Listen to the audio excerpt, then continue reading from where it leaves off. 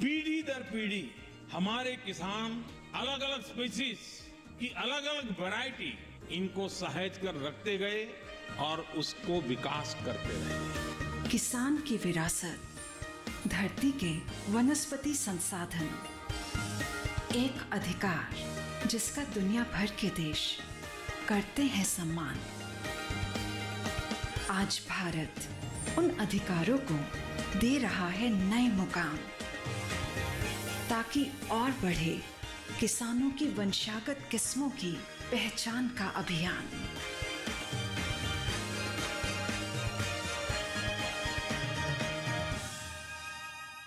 नमस्कार, दूरदर्शन किसान के कार्यक्रम कृषि दर्शन में स्वागत आप सभी का। मैं हूं आपके साथ अदिति शर्मा।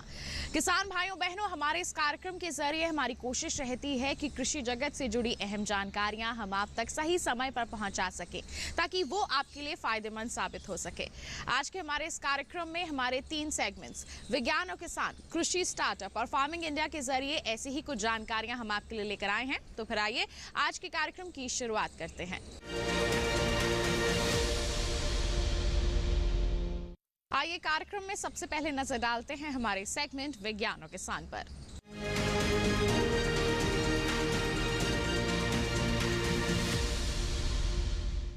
किसान भाइयों बहनों, आपको बता दें कि दिल्ली स्थित अंबेडकर इंटरनेशनल सेंटर में दीनदयाल उपाध्याय कौशल योजना के तहत कैप्टिव रोजगार की शुरुआत की गई।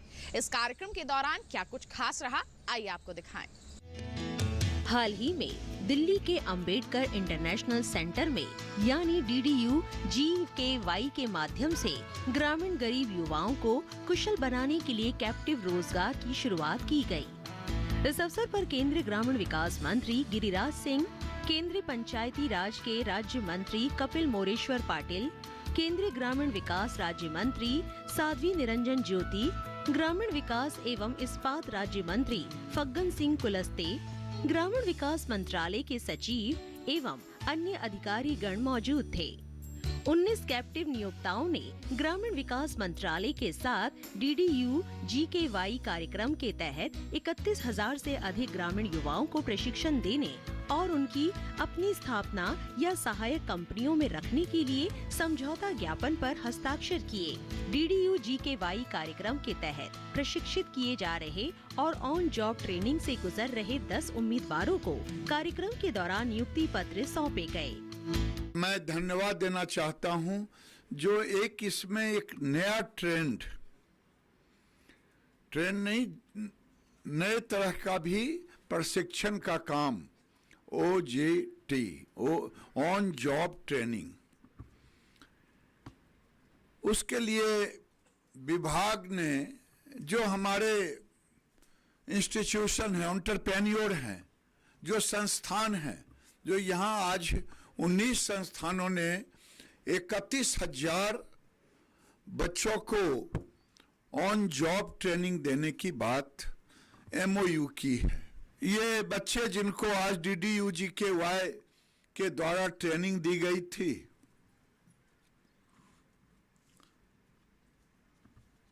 उनको भी भारत सरकार पैसा देती, और जब आपके साथ करूंगा तो भी भारत सरकार पैसा देगी। तो एक जॉब का 100% ये एक ऑन जॉब ट्रेनिंग, जिसमें इन बच्चों को जो ट्रेनिंग लेंगे उनके मन में ये दुविधा ना रहे, मैं ट्रेनिंग ले लूं 3 महीना, 6 महीना, 9 महीना, 1 साल, 4 है, तो फिर मेरा समय भी गया, कहाँ रोजगार खोजूंगा। तो ये OJT पूरे दुनिया में जो ह्यूमन रिसोर्स मॉडल है, उसको ये एक सुपर स्किल देने का काम करता है। मेरी जिम्मेदारी है कि आपको इनको ट्रेन करके रोजगार देंगे, मैं ट्रेनिंग का पैसा आपको दूंगा, और आपको जैसा इन्होंने कहा, कई मित्रों ने कहा, कि हमको लेना पड़ता, फिर उन्हें ये ट्रेन करना पड़ता।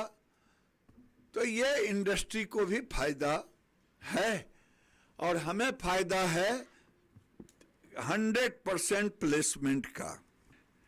आज ये मेरे लिए एक तरह से पूरे देश में अब हम इसको कैसे कनेक्ट करें एम्प्लॉयर से। एक तो ऑनलाइन जिस ढंग से हमारे लोगों ने संपर्क किया, कलेक्ट किया, दूसरा देश के फिक्की, सीआई और राज्यों के association, commerce, chamber of commerce, मैं सबके साथ ये शेयर करूंगा। और आज दोनों को साथ यहां रखा, सीकर और गिवर। इधर उधर भटकना नहीं पड़ेगा और ये एक ऐसा प्रोग्राम होगा कि आज लोगों को ये एक कोर सेक्टर जो देश के अंदर में ग्रामीण युवाओं को, और आप जानते हैं कि देश में जो आबादी है वो भी आपको मालूम है, परसेंटेज जो एज है वो भी मालूम है, और ये आज सबसे बड़ा एग्रीकल्चर के बाद अगर सेक्टर है जो ज्यादा एम्प्लॉयमेंट देता। तो ये था सेगमेंट विज्ञान और किसान। इसी के साथ आपको जानकारी दें, कार्यक्रम में वक्त हो चला है एक छोटे से ब्रेक का। आप कहीं मत जाइए, देखते रहिए कार्यक्रम कृषि दर्शन और बने रहिए दूरदर्शन किसान पर।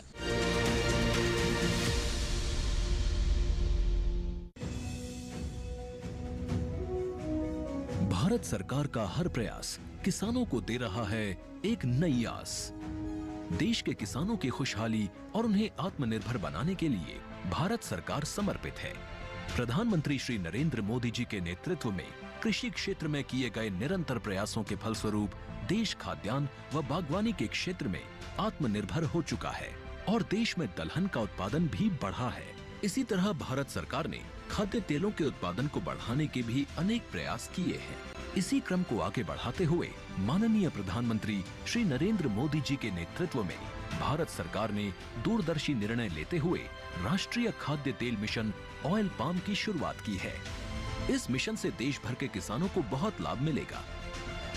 कृषि के पूंजी निवेश में वृद्धि होगी, खाद्य तेल आयात पर देश की निर्भरता कम होगी और रोजगार के नए अवसर पैदा होंगे। खाने के तेल में आत्मनिर्भरता के लिए अब राष्ट्रीय खाद्य तेल मिशन ऑयल पाम का संकल्प लिया गया है। इससे किसानों को तो सीधा लाभ होगा ही, गरीब और मध्यम वर्ग के परिवारों को सस्ता और अच्छी क्वालिटी का तेल भी मिलेगा। यही नहीं, ये मिशन बड़े स्तर पर रोजगार का निर्माण करेगा। इस मिशन के अंतर्गत ऑयल पाम का रकबा और पैदावार बढ़ाने पर जोर देने के लिए सरकार ने 11,000 करोड़ रुपए से अधिक की सहायता राशि निर्धारित की है। मिशन के तहत सरकार ने ऑयल पाम की खेती के लिए रोपण आदि की सहायता में बढ़ोतरी करते हुए पहले मिलने वाले 12,000 रुपए प्रति हेक्टेयर को बढ़ाकर 29,000 रुपए प्रति हेक्टेयर तक कर दिया है। ऑयल पाम के पुराने बागों के पुनरुद्धार के लिए 250 रुपए प्रति पौधा के हिसाब से विशेष सहायता दी जा रही है। पौधारोपण सामग्री की कमी दूर करने और बीजों की पैदावार करने वाले बागों को भी सहायता दी जाएगी। इसके तहत 15 हेक्टेयर ऑयल पाम उद्यान के लिए 80 लाख रुपए तक की सहायता राशि दी जाएगी। इसके अलावा नर्सरी विकास के लिए 40 लाख रुपए तक तय किए गए हैं। पूर्वोत्तर और अंडमान राज्यों के लिए विशेष सहायता का भी प्रावधान है। ऑयल पाम के किसान ताजे फलों के गुच्छे यानी FFB का उत्पादन करते हैं, जिनकी वर्तमान में कीमतें अंतर्राष्ट्रीय मूल्यों में उतार चढ़ाव के आधार पर तय होती हैं। पहली बार केंद्र सरकार ताजे फलों के गुच्छे की कीमत के लिए किसानों को आश्वासन दे रही है। ये व्यवहार्यता मूल्य यानी VP कहलाएगा, यानी किसानों को कोई घाटा नहीं होने दिया जाएगा। व्यवहार्यता मूल्य VP तय करने की शुरुआत 1 नवंबर से होगी और अगले वर्ष 31 अक्टूबर तक जारी रहेगी। इसे ऑयल पाम वर्ष कहा जाएगा। इस योजना के तहत वर्ष 2025-26 तक ऑयल पाम का रकबा 6.5 लाख हेक्टेयर सृजित करने और कच्चे ऑयल पाम की पैदावार वर्ष 2025-26 तक 11.20 लाख टन पहुंचाने का लक्ष्य निर्धारित किया गया है। सरकार के इस महत्वपूर्ण निर्णय से देश में ऑयल पाम की खेती करने वाले किसानों में विश्वास पैदा होगा और वे खेती का रकबा बढ़ाएंगे। इस तरह पाम ऑयल का उत्पादन भी बढ़ेगा, जिससे किसानों की आय बढ़ेगी और ग्रामीण अर्थव्यवस्था भी सुदृढ़ होगी।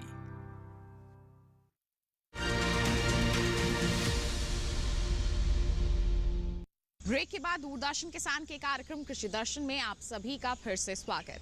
आइए किसान भाइयों बहनों दिखाते हैं अब आपको हमारा अगला सेगमेंट कृषि स्टार्टअप।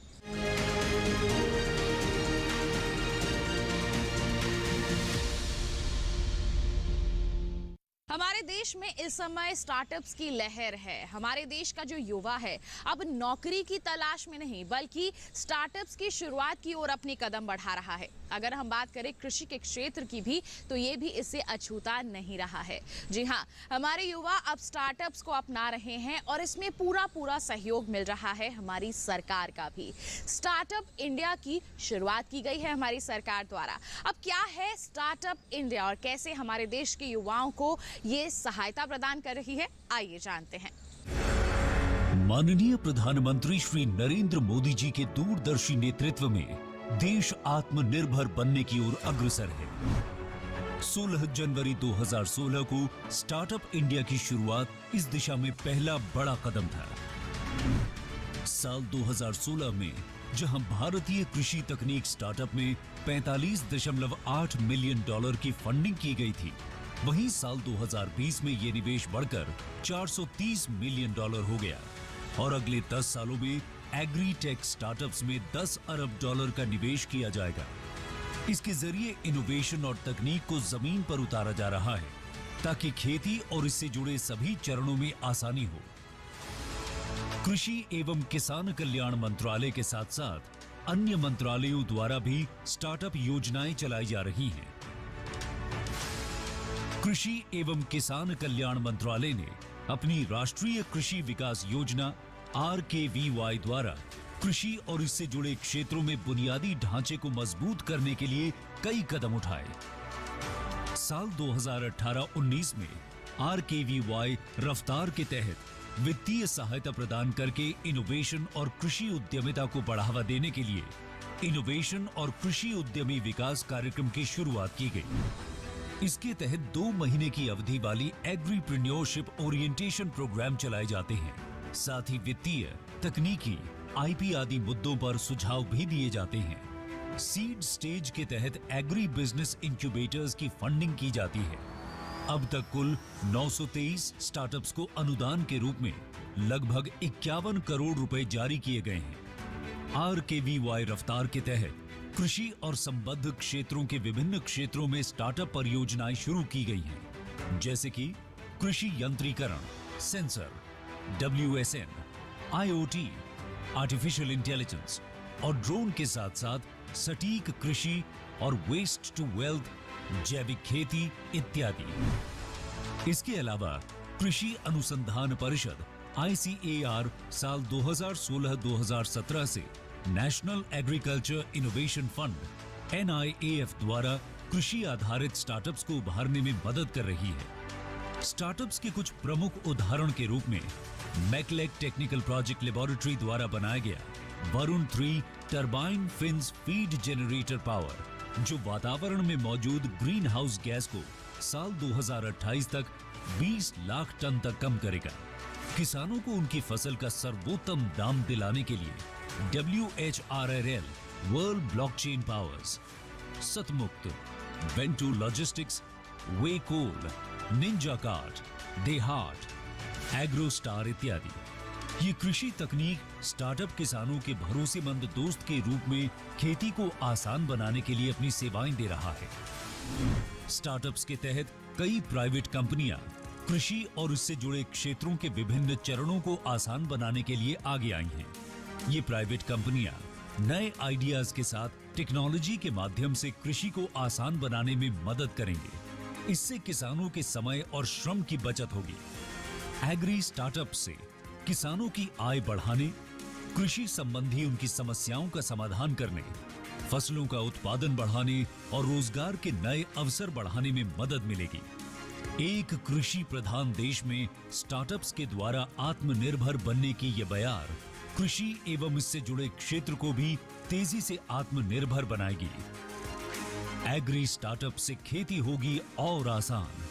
आत्मनिर्भर होते भारत में ज्यादा खुशहाल होगा किसान।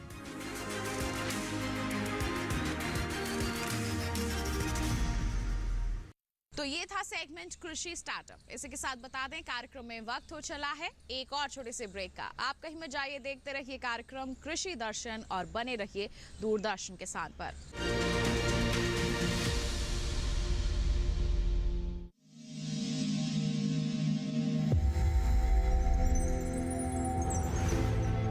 आत्मनिर्भर किसान भारत की शान। उत्पादन में आत्मनिर्भर होने के साथ साथ फसल की कटाई के उपरांत उपज की हानि को रोकने, ग्रामीण क्षेत्रों में रोजगार सृजन करने और बीज से बाजार तक के विजन को मजबूती देने के उद्देश्य से 1 वर्ष पूर्व माननीय प्रधानमंत्री श्री नरेंद्र मोदी जी ने एक महत्वाकांक्षी केंद्रीय योजना एग्रीकल्चर इंफ्रास्ट्रक्चर फंड की शुरुआत की। इस आधुनिक इंफ्रास्ट्रक्चर से कृषि आधारित उद्योग लगाने में एक बहुत बड़ा बदलाव आएगा और बहुत बड़ी गति आएगी। साथियों, अब हम उस स्थिति की तरफ बढ़ रहे हैं जहां गांव के कृषि उद्योगों से फूड आधारित उत्पाद शहर जाएंगे और यही तो आत्मनिर्भर भारत अभियान का संकल्प है। एग्रीकल्चर इंफ्रास्ट्रक्चर फंड से पात्र लाभार्थी गोदामों का निर्माण कर सकते हैं, छटाई या ग्रेडिंग इकाई, पैकिंग हाउस, सप्लाई चेन और कोल्ड चेन जैसी सुविधाएं या फिर प्राथमिक कृषि प्रसंस्करण केंद्र की स्थापना कर सकते हैं। इस योजना के तहत पात्र लाभार्थियों को 2 करोड़ रुपए तक के ऋण पर अधिकतम 7 वर्ष के लिए ब्याज में 3% तक की छूट दी जा रही है। ऋण पुनर्भुगतान के लिए 6 महीने से 2 वर्ष तक मोरेटोरियम की सुविधा भी उपलब्ध है। इस योजना ने अब तक सफलता की कई मिसालें कायम की हैं, जैसे कि मध्य प्रदेश के लाभार्थी श्री विपिन त्रिपाठी ने एग्रीकल्चर वेस्ट से बायोफ्यूल बनाने का इनोवेटिव प्राइमरी प्रोसेसिंग सेंटर लगाया है। लोन मिलने की वजह से हम समय पर सारी मशीनों का प्रोक्योरमेंट और सारा सिविल वर्क टाइम पे करवा पाए, जिससे ये प्रोजेक्ट को लगाना संभव हो पाए। राजस्थान के लाभार्थी श्री यशवर्धन मुंद्रा ने सॉर्टिंग एंड ग्रेडिंग यूनिट लगाकर रोजगार के अवसर पैदा किए हैं। कर्नाटक की महिला उद्यमी श्रीमती ममता वी ने प्राइमरी प्रोसेसिंग सेंटर लगाकर प्रगति की नई राह चुनी है। ಸಣ್ಣ ಪುಟ್ಟ ಉದ್ಯಮಿಗಳನ್ನ ಮತ್ತಷ್ಟು ಅಗ್ರಿಕಲ್ಚರಲ್ಲಿ ಹೆಚ್ಚು ನಾವು ಇನ್ನಷ್ಟು ಸಾಧನೆ ಮಾಡಲಿಕ್ಕೆ ಕಾರಣಕಾರಕವಾದಂತ ಈ ಅಗ್ರಿಕಲ್ಚರಲ್ ಇನ್ಫ್ರಾಸ್ಟ್ರಕ್ಚರ್ ಫಂಡ್ ಇಂದ ನಮ್ಮ ಇನ್ನಷ್ಟು ಯೋಜನೆಗಳು ಆಯೋಜನೆಗಳು ಉತ್ತಮಗೊಂಡಿದೆ। राजस्थान के लाभार्थी श्री दिनेश भट्टर ने जीरे की प्रोसेसिंग यूनिट लगाकर आसपास के ग्रामीणों को आत्मनिर्भरता प्रदान की है। महाराष्ट्र के लाभार्थी श्री अनूप कुमार मोहता ने वेयर हाउस बनाकर अन्न भंडारण को सुनिश्चित किया है। आज देश के कोने कोने से किसान, कृषि उद्यमी, किसान उत्पादक संघ, प्राथमिक कृषि सहकारी समितियां, स्वयं सहायता समूह और कृषि उपज मंडियां इस योजना का लाभ उठा रहे हैं।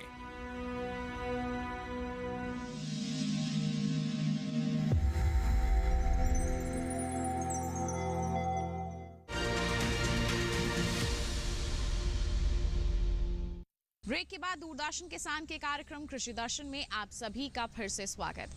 आइए किसान भाइयों बहनों दिखाते हैं अगला सेगमेंट फार्मिंग इंडिया।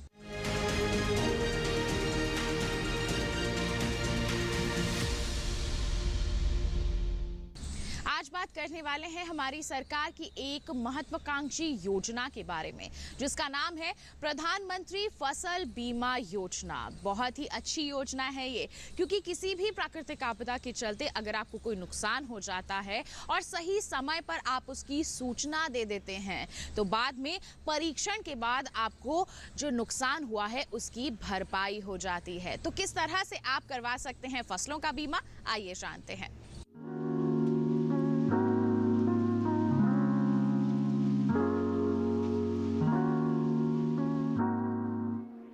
प्रधानमंत्री फसल बीमा योजना के तहत प्राकृतिक आपदा, कीड़े और रोग की वजह से सरकार द्वारा अधिसूचित फसल में से किसी नुकसान की स्थिति में किसानों को फसल बीमा और वित्तीय सहायता देना मुख्य काम है। इसके अलावा किसानों की खेती में रुचि बनाए रखने के प्रयास एवं उन्हें स्थायी आमदनी उपलब्ध कराना भी इस योजना का उद्देश्य है। कृषि के क्षेत्र में दिनों दिन हो रहे बदलाव और नई आधुनिक पद्धतियों को अपनाने के लिए प्रोत्साहित करना भी इस योजना का एक उद्देश्य है। इस योजना के अंतर्गत प्राकृतिक आपदाओं के कारण खराब हुई फसल के मामले में बीमा प्रीमियम बहुत कम रखा गया है। किसानों को खरीफ की फसल के लिए 2% प्रीमियम और रबी की फसल के लिए 1.5% प्रीमियम का भुगतान करना पड़ता है। इस योजना का लाभ उठाने के लिए कुछ किसान कुछ विशेष बातों का ख्याल रखें, जैसे फसल की बुआई के 10 दिनों के अंदर प्रधानमंत्री फसल बीमा योजना का फॉर्म भरना जरूरी होता है। फसल काटने से 14 दिनों के बीच अगर आपकी फसल को प्राकृतिक आपदा के कारण नुकसान होता है, तब भी आप बीमा योजना का लाभ उठा सकते हैं। बीमा की रकम का लाभ तभी मिलेगा जब आपकी फसल किसी प्राकृतिक आपदा की वजह से ही खराब हुई हो। किसान प्रधानमंत्री फसल बीमा योजना के लिए ऑफलाइन और ऑनलाइन दोनों तरीके से फॉर्म भर सकते हैं। अधिक जानकारी के लिए किसान नजदीकी बैंक की शाखा में जाकर फसल बीमा योजना का फॉर्म भर सकते हैं और इस योजना का लाभ उठा सकते हैं। किसानों के हित के लिए केंद्र सरकार द्वारा नित नए नियम और योजनाएं बनाई जा रही है। ऐसे में साल 2016 में प्रधानमंत्री फसल बीमा योजना भी सरकार द्वारा चलाई जाने वाली योजना है, जिससे किसानों की सहूलियत और बेहतर विकास होने में मदद मिल सके। बीते सालों में इस योजना का लाभ उठाकर किसानों ने और भी मजबूती के साथ कृषि में अपना योगदान देकर सफलता हासिल की है। इस योजना का उपयोग कर भारत के लगभग हर प्रदेश के किसान काफी हद तक लाभान्वित हुए हैं। साथ ही साथ अपनी आय दुगनी करने में भी इन्हें इस योजना के जरिए मदद मिली है। अनंत असीम प्रकृति और उसमें निहित जीवन के रहस्यों के गूढ़ स्रोत, प्लांट जेनेटिक रिसोर्स। अपनी बायोडायवर्सिटी के संरक्षण और संवर्धन के लिए भारत पूरी तरह संवेदनशील है। वैज्ञानिक दृष्टि और समृद्ध कृषि परंपरा के साथ भारत जैविक विविधता के संरक्षण के लिए प्रतिबद्ध है।